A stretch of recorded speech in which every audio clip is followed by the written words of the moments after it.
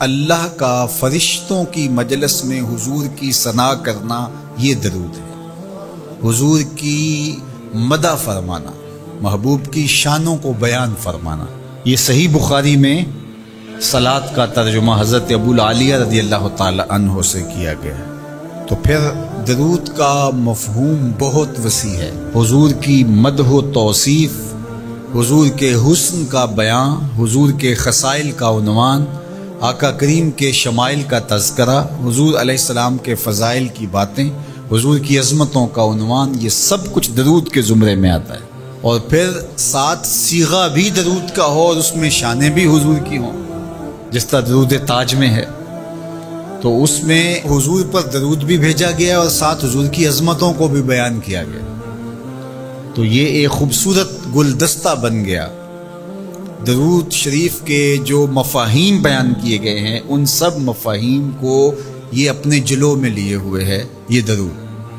تو کثرت کے ساتھ حضور علیہ السلام پر درود پڑھنے کی تلقین فرمائی گئی۔ حضرت ابی بن کعب رضی اللہ تعالیٰ عنہ فرماتے ہیں کہ آقا کریم نے ترغیب دی درود شریف پڑھنے کی، باقی امور اور عبادت، ذکر فکر۔ تو میں نے عرض کی، ارشاد فرمائے کہ میں آپ پر کس مقدار میں درود پڑھوں، کتنا وقت، کتنا درود پڑھوں؟ تو آقا کریم نے فرمایا ماشیتا، جتنا تم چاہو۔ فرماتے ہیں میں نے کہا میں چوتھا حصہ درود پڑھوں گا، باقی 3 حصے دیگر عبادات اور دیگر وظائف اذکار بجا لاؤں گا۔ فرمایا جس طرح تم چاہو، جو تمہاری مرضی، لیکن اگر درود کی مقدار کو بڑھا دو تو تمہارے لیے بہتر ہوگا۔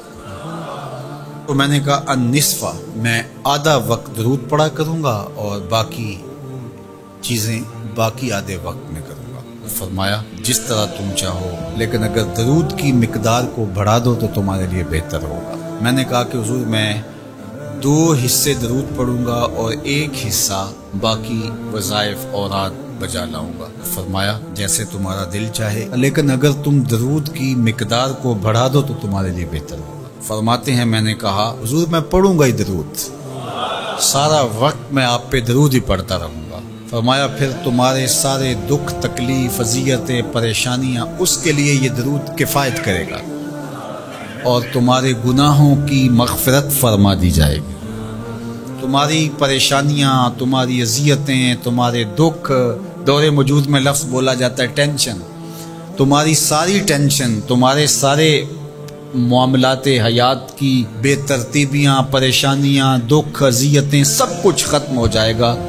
درود سب دردوں کا مداوع ہو جائے گا، سب دکھوں کا علاج ہو جائے گا، سب پریشانیوں کا حل ہوگا، سب مصیبتوں کا مداوع بن جائے گا، اور ساتھ ساتھ تمہارے گناہ بھی بخش دیے جائیں گے۔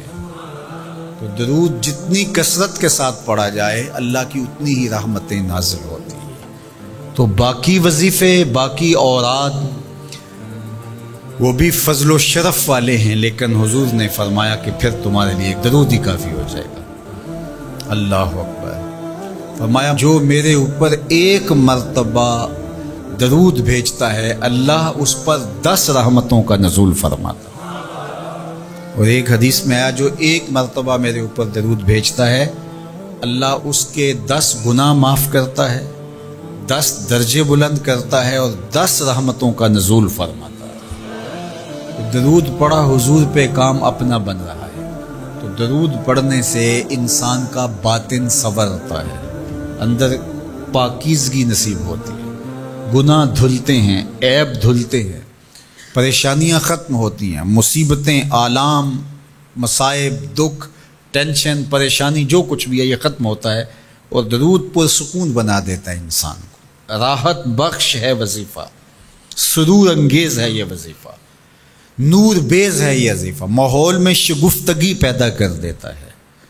اگر درود شریف پڑھو گے تو تمہاری بہت ساری پریشانیاں ختم ہو جائیں گی، تمہارے دکھوں کا مداوع ہوگا، تم ریلیکس ہو جاؤ گے درود پڑھنے۔ یہ درود شریف کی برکات ہیں۔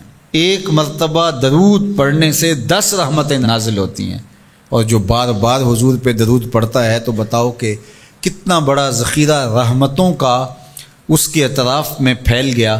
تو اس لیے کثرت کے ساتھ درود پڑھنا چاہیے۔ حضور علیہ السلام نے یہ بھی ارشاد فرمایا کہ جو میرے اوپر درود پڑھتا ہے میرے اوپر لازم ہے کہ میں اس کی شفاعت کروں گا۔ شفاعت رسول کے حصول کا ذریعہ درود بنتا ہے، چونکہ ہمارا آسرا ہی حضور کی شفاعت ہے۔ وہ دامن شفاعت کھولیں گے تو ہم گناہ گاروں کا کام بنے گا، اور وہ نصیب کیسے ہوگی حضور علیہ السلام کی شفاعت؟ کثرت درود سے۔ یہ بھی ارشاد فرمایا آقا کریم نے، قیامت کے دن میرے سب سے زیادہ قریب وہ ہوگا جو کثرت کے ساتھ میرے اوپر درود پڑھنے والا ہوگا۔ تو حضور کی قربت کا ذریعہ بھی درود ہے۔ کون سا مومن ہوگا جس کو حضور کے دیدار کا شوق نہیں ہے؟ کثرت درود کی برکت یہ ہے کہ حضور کا دیدار نصیب ہوتا ہے۔ حضور کا دیدار نصیب ہو جائے تو بتاؤ اور کیا چاہیے۔